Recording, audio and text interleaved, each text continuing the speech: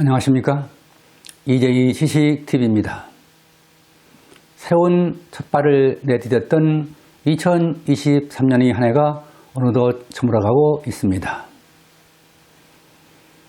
리는 2023년 한 해를 마감하고 2024년 갑진년 용띠해의 새해를 맞이할 준비를 하고 있습니다. 독자 여러분, 한 해 동안 이재희 지식TV를 성원해 주셔서 감사합니다. 2023년의 하루하루는 생에 있어서 다시는 돌아오지 않는 소중하고 유일한 날들이었습니다. 여러분은 지나온 한 해가 매일매일 소중하면서 유익하고 알찬 날들이었을 것입니다. 그러나 돌이켜보면 어느새 1년이 지나가는 아쉬움을 남기고 있습니다. 또한 우리는 한 해가 지나가면서 유서와 같은 세월의 무상함도 느끼게 됩니다. 한 해를 마감하는 2023년에는 국내외에서 크고 작은 많은 일들이 일어났던 한 해였습니다. 윤석열 대통령은 2023년 4월 24일부터 30일까지 5박 7일 일정으로 미국을 국빈 방문했습니다. 국빈 방미의 최대 성과는 정상회담 결과 채택된 워싱턴 선언 등 6개 별도 문서입니다. 여기에는 한미 간 새로운 핵 협의 그룹 NCG, 뉴클리어 컨설터티브 그룹을 설립한다는 내용을 담고 있습니다. 워싱턴 선언은 북핵 위협에 대비한 공조를 국제사회에 선포했다는 평가를 받고 있습니다. 2023년 5월 6일에는 영국의 찰스 3세 국왕이 대관식을 갖고 영연방 군주로 공식 즉위했습니다.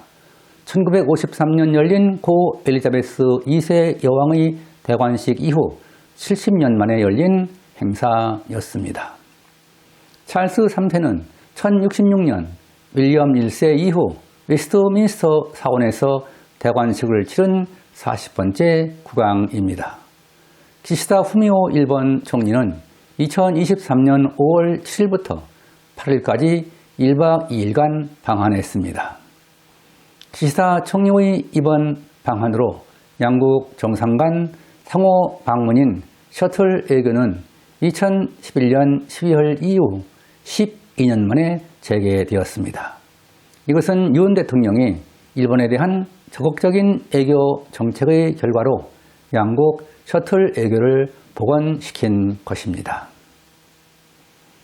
우리나라 정부는 2023년 5월 11일에 코로나19 비상사태 종식을 선언했습니다.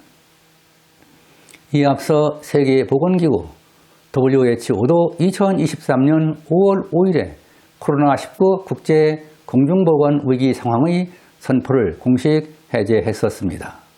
WHO는 코로나19의 세계적인 발생에 대한 국제적 우려 때문에 지난 2020년 1월 30일에 공중보건 비상사태를 선포했었습니다. WHO는 코로나19의 최초 발생 보고 이후 1221일이 경과한 이날 팬데믹 종식을 공식 선포한 것입니다.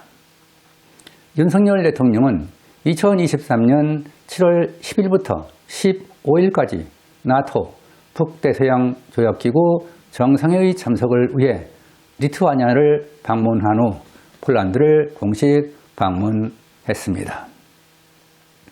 또한 폴란드 순방을 마치고 귀국할 것으로 알려졌던 윤 대통령이 2023년 현지 시간 7월 15일 전격적으로 우크라이나를 방문해 젤렌스키 대통령과 정상회담을 갖기도 했습니다. 윤석열 대통령과 조 바이든 미국 대통령, 기시다 후미오 일본 총리는 2023년 현지 시간 8월 18일 미국 메릴랜드주 캠프 데이비드에서 한미일 3국 정상회의를 가졌습니다.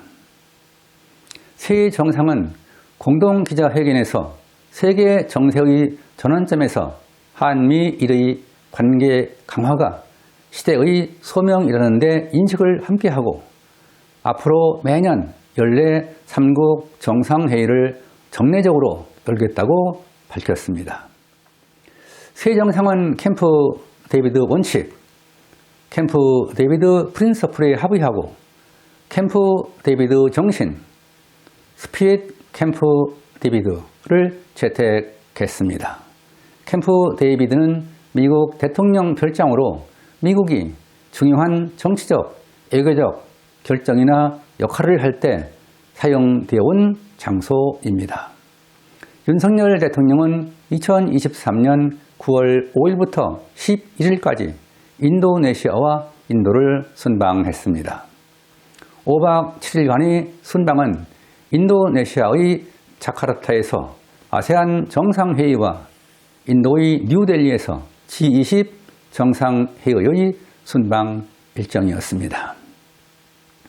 한편 이번 순방 중에 윤 대통령은 필리핀, 인도네시아, 인도, 캐나다 등 총 20개국과 정상회담을 포함한 양자회담을 진행했습니다. 윤 대통령은 동아시아 국가연합 아세안 정상회의와 주요 20개국 G20 정상회의 참석을 계기로 수출, 투자, 교역 확대를 위한 아세안 신시장의 개척 및 결속력 강화에 주력했습니다. 팔레스타인 무장세력 하마스가 2023년 현지 시간 10월 7일 이스라엘을 대규모로 선제 공격하고 이스라엘이 즉각 보복에 나서면서 중동 전쟁이 발발했습니다. 이란의 지원을 받는 레바논 무장세력 헤즈볼라도 이스라엘 공격에 가담했습니다. 러시아의 우크라이나 침략 전쟁이 장기화되는 가운데 일어난 중동 전쟁은 유가 급등과 세계 경제 불안을 초래하고 우리 안보에도 좋지 않은 영향을 미칠 수 있습니다. 윤석열 대통령은 2023년 10월 21일부터 사우디아라비아와 카타르 등 중동 지역을 4박 6일간 국빈 방문했습니다. 우리나라 정상이 이들 국가를 국빈 방문한 것은 윤 대통령이 처음이었습니다. 윤석열 대통령은 2023년 11월 16일 미국 샌프란시스코에서 열린 아시아 태평양 경제협력체 APEC 정상회의에 참석하고 11월 18일 귀국했습니다. 윤 대통령은 지난 2023년 5월 대관식을 치른 찰스 3세 국왕의 초청에 따라 2023년 현지 시간 11월 20일 런던에 도착하여 23일까지 영국을 국빈 방문했습니다. 윤 대통령은 영국 국빈 방문 기간 리시 수낙 총리와 정상회담에서 다우닝과 합의를 채택하고 양국 관계를 글로벌 전략적 동반자로 격상시켰습니다. 또한 윤 대통령은 3박 4일간의 영국 국빈 방문을 마치고 2023년 현지 시간 11월 23일 저녁에 런던을 떠나 프랑스 파리에 도착했습니다.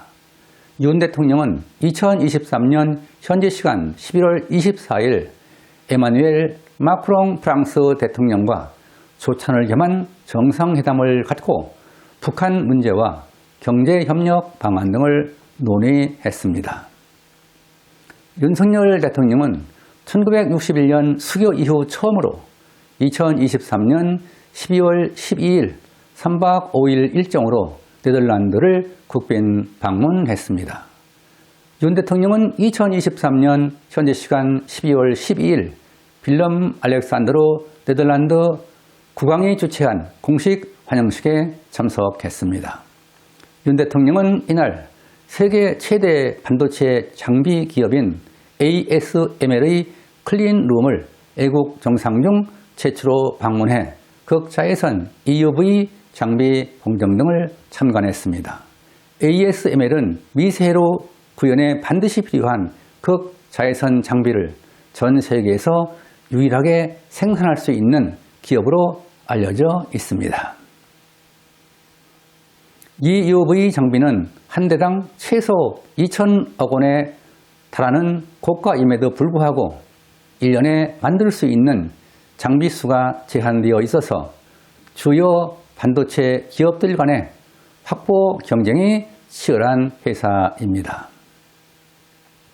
윤 대통령은 마르크 리터 네덜란드 총리와 헤이그에서 정상회담을 갖고 양국의 반도체 협력을 반도체 동맹으로 격상하는 내용을 골자로 한 공동성명을 발표했습니다.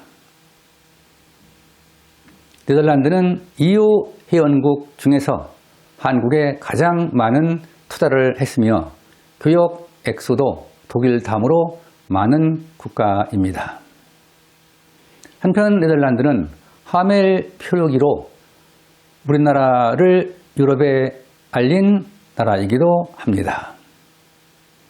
조선 후기 네덜란드인 하멜은 항해 중 태풍을 만나 표류하다 제주도에 상륙한 후 체포되어 13년 28일 동안 조선에서 억류 생활을 했습니다.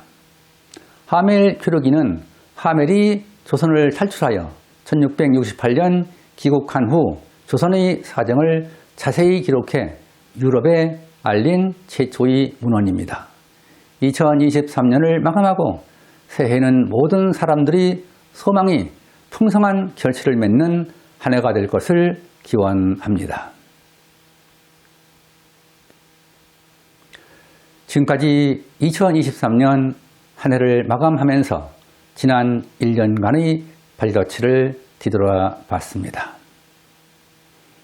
여러분은 한 해를 보내면서 유수와 같은 세월의 무상함을 돌이켜 볼 수 있는 계기가 되었길 바랍니다. 2023년을 뒤로 하고 2024년 새해에는 힘찬 출발을 해야 한다는 새로운 마음을 독자 여러분과 공유하면서 이재희 지식TV를 마치겠습니다. 감사합니다.